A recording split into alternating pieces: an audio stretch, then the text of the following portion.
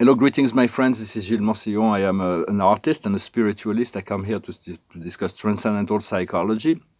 And I'm going to discuss different ideas. The first one is that there are three kinds. There are the sleepers, the seekers, and the finders. The sleepers are sleepers. We want to awaken them so they can become seekers. And all the seekers, we want to make them finders. The third, the fourth, and the fifth dimension. What we seek when we seek, we're in the fourth dimension. When we find, we're in the fifth dimension. For the sleepers are sleepers. They're going to awaken at the right time. But when we awaken, we are the seeker. We seek all kinds of things. And the responsibility is on those people who are explaining to us or showing us or mirroring to us what we seek. So it is a comfortable situation to be a seeker, but to be a finder, you need to rely on your inner self, on your own inside everybody. All the seekers will become finders. We're going to be able to tune in and depend on our inner knowledge, inner intuition. So self-knowledge will be unfolded, but then that will require your own responsibility to be the master of your own knowledge and to follow that which comes from within, for we all have this inner connection to soul and spirit. For evolution and spiritual expansions are eternal process. No matter where we go, what we achieve, there is always a new level to achieve. There will never be an end to spiritual evolution. This is a grand universal. Even if we find paradise, we master the supreme. There will be tons of process and universes that will address the ultimacy of creation, and even beyond that, they are leveled from what the paradise philosophers have revealed. So when we receive an information, a wisdom, it is like putting a seed of truth within our mind, and so it is good to keep a sense of direction, to imagine that we're already there. Yet it is not. Having a seed and having a tree is two different things. The tree of wisdom will grow. It takes a long time to integrate those truths. We make them real for us. We adapt, but they need to grow before they can actually become our own truths. To hold on to an absolute truth while we're still growing and evolving may not serve us. We need to accept who we are, where we are, yet to know that direction is really what we seek. For it is accepting the light of the situation, accepting all the things, and to because that's a 3D process to pretend that we already master of something when we are not. It's like what the politicians use. They pretend they have all the answers to get elected, and then once they get there, we clearly see they don't have all the answers. So it is yet it is very I think it is still very commendable to hold on to a truth, to move towards that direction, to get a sense of attitude, and to continue to call on that truth, so there is a resonance to that. For there are no spiritual failure. Everything is serving the tools. Those are all experiences are tools for growth and evolution. So it is, yet we have to accept where we are. So because if we pretend we already ascended and we are not, we're going to suffer because of that. But if we realize that we still have things to work on, we are in acceptance of those things, and then we can let them go, rather than denying their existence. So yet I think it is still good to remind ourselves that we come from an infinite creator, and we are extension of the infinite creator, and infinity is our true nature. For that is really what we need to remember. And so I'm going to pull a few cards. I thank you for liking, sharing, commenting, subscribing. Thank you for your donations. If you want a private session reading on Skype, you can send me an email, and share my paintings on Instagram. If for those who care to see, usually the vignette I put on top of it, I usually put the paintings now. To see the whole painting, for those who are interested. The past is communication. We've been communicating and we'll continue to communicate. The present is work. We're working on what needs to be addressed, and we're getting ready for the new phase. And the future will be the choice. We've got many choices we're gonna need to make. We already have so many choices to make today, but there will be more choices. What we're working on now is protection, to feel the sense of protection, that we are protected when we are not fully aware. And to continue to protect, to guard the inner truth, our own inner truth, inner visions, and the outcome will be courage to stand in our own ground, to determine also our boundaries, because otherwise we'll find ourselves exhausted, and so we need to protect ourselves. And so, because what is the reality we choose? There's so many versions of reality that are being presented. There's some that are very popular, but those are not necessarily the one that are best for you. What do you choose all is relative anyway, but what you choose to be more true for your feeling won't lie to you. So just follow your feeling. That's why sometimes I have a problem, because Spirit is saying that I'm totally free. I have all that I ever want, but I don't feel that totally. So I have to clear that gap between my inner guidance and my outer manifested reality. But there is so many reality to choose from. There is all kinds of insiders that are saying it's going to be like a great catastrophe, the 3 days of darkness, everything is like going to shift from one day to the other. Of course, we're waiting for an event that will create a snowball effect, a domino effect. But I don't believe personally in those brutal changes of because every 2 months for like 20 years they've been saying that. So everybody's getting ready. We're like putting helmet on and then getting ready, and then the time they announce is passing, and then say, oh well, no, it's been delayed, and then 2 months later they say, no, just go into your house and go underground and wait for the great cataclysm to happen, and then so everybody goes there, and then a week later they come out and say, no, nothing happened. Well, it's been delayed. And then 2 months go on. You know what I mean? So just be in your truth, follow your inner heart. If there is anything you need to do and you're connected to your inner self will let you know what's right for you, and we've been prepared for so long for such a exceptional events that no matter what happens, we'll be ready, we'll be centered. So there is really nothing to worry about, and continue to choose what is your truth. For we're going through the dark night of the soul. I've been through many times. It's about releasing illusion. It's like a small death, but there is always a rebirth afterwards. It's like crossing the valley of the shadows, and it's like to accept that the whole of humanity is going through that right now. For the mind, the ego, the body, the emotions are just facets of our light body, the expressions of our soul. So it's about integrating them and understanding we're both earth beings and universal beings. We have, so some people are more earthly integrated, others are more universal. We're looking for the samadhi, this point of awakening. Even if we cannot hold the frequency, we realize the great unity of all and move beyond the dream, the illusions of the third dimension, the physical world. That's what the Christ said. But we need to be integrated on both sides to accept that we have a human side and we have this divine eternal self as well. That's what the Christ said when he said, I'm the Son of Man and the Son of God. For he took that from the keys of Enoch at this time. That's one of what Enoch was fused with his I am presence. Is the first human beings on this planet who managed this fusion a long time ago. And so we are very concerned with 3D memories, the memory of our lifetime, and we're very bothered, and it's what we feel to need to integrate. But we also have many memories of past, of universal life on many different planets and dimensions, and those memories can come back.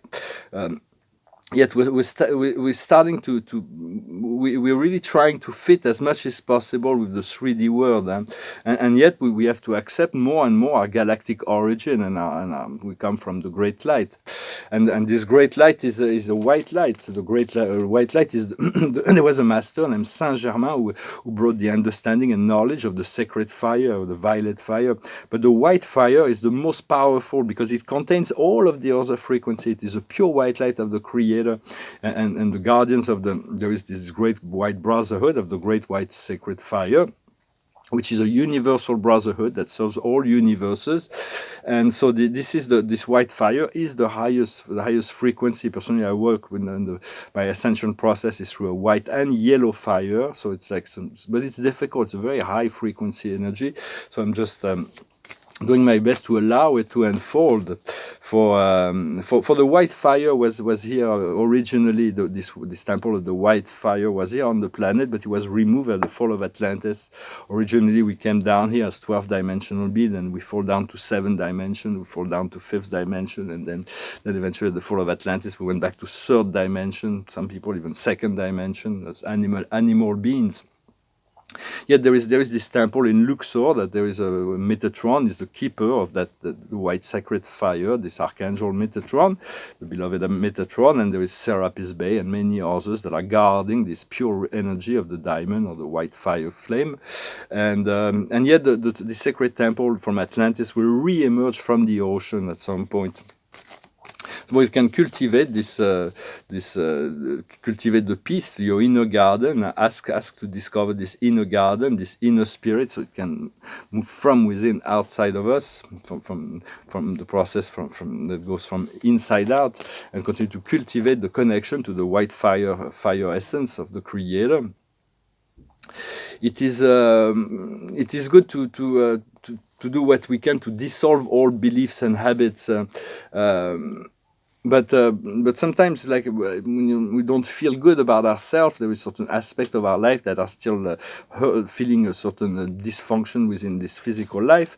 I'm talking about myself here. It's like sometimes it helps me. It helps me to hold on to old habits, and the fact that I'm holding on to old habits is really what makes me feel bad. So it's like this is true for all addiction. It's like a kind of vicious circle. At some point, we need to break free, find a way to ask to break free, and dealing with the gap between the inner and outer realities. It's also good to see, if you can, to ask to do a 1 week of stress and worry free. For 1 week, no stress allowed, no worry, just relaxation and entertainment, joy, finding only joyful things for 1 week. So that may be enough to, once we find enough good feeling, then maybe we can totally let go with confidence about all those old habits that have that are still holding us down to the third dimension. And the highest wisdom is regeneration. There is this regeneration process that is going on. What we need to do to understand is happy, to see that everything is perfect. Even our imperfections are perfect, because they're teaching us something, and we want to love our imperfection as much as we love our perfection, and to let go so that we can, once we accept it, we can just we can move from one aspect to the other. For everybody's trying to integrate the Tao, the yin and the yang. It's already all from the Eastern philosophy. It is the ultimate achievement to integrate the eternal harmony between the yin and the yang, the dark and the light, the feminine and the masculine, all within ourselves. For that, we need to anchor our energy within the second chakra, the navel, and to visualize the navel is the earth plane, the astral plane, the sexuality chakras, the chakra of harmonization. For the Tao is already integrated. Those are two observers that universally balance the energies. For God already integrated the duality. When he created the duality, he created the Tao as an integrated principle, but darkness is in the light, and light is in the darkness. So it's always sometimes the dark becomes dominant, sometimes the light becomes dominant. It is the process, the facilitate the process of evolution. But connecting to this logos may be a good idea, to visualize it, to blend in, to become one with the Tao. What we need to do is breathe, just breathe. Our breath will really center us, will make us peaceful. Will really, it is really what creates the relaxation, the serenity. Oxygen is the fuel for lucidity. When the carbon monoxide is really what creates the stress within. So let's continue to breathe as consciously as possible, and the outcome is a step ahead. We're gonna be ready for whatever is coming. We've been prepared, although we all know it was not revealed. And so, for there is no spiritual failure. Everything is serving the evolution of consciousness, and continue to cultivate this connection. As to cultivate this connection to your inner garden, this inner spirit, this point of stillness, of peace and harmony within. So, well, I hope this message was interesting for you. I'm going to sing this song. I'm really not sure why this song came into my mind. It's very, very bizarre. It's not really my repertoire. It's a song from an old from an opera, a 19th century opera, British opera from Gilbert and Sullivan. It talks about the English Navy. You know, it's a funny song. It goes like this. A British star is a soaring soul, as free as a mountain bird. His energetic fist should be ready to resist a dictator word. His nose should pant, and his lips should curl, his cheek should flame, and his brow should furl, his bosom should heave, and his heart should grow, and his fist would be ever ready for a knockdown blow.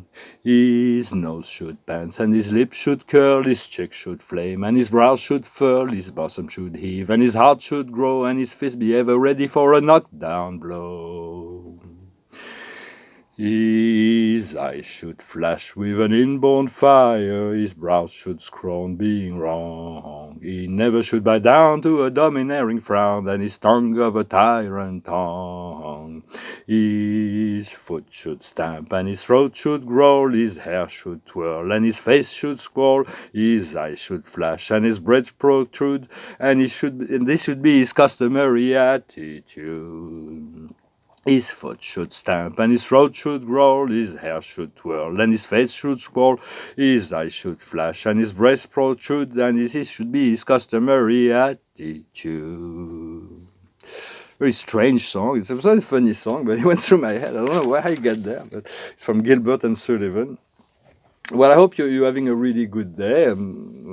Continue to connect and not to allow ourselves to be distracted by those dark night of the soul, those doubts, those shadows that comes in. Just call on the galactic, call on the angel, call on your creator to remind you.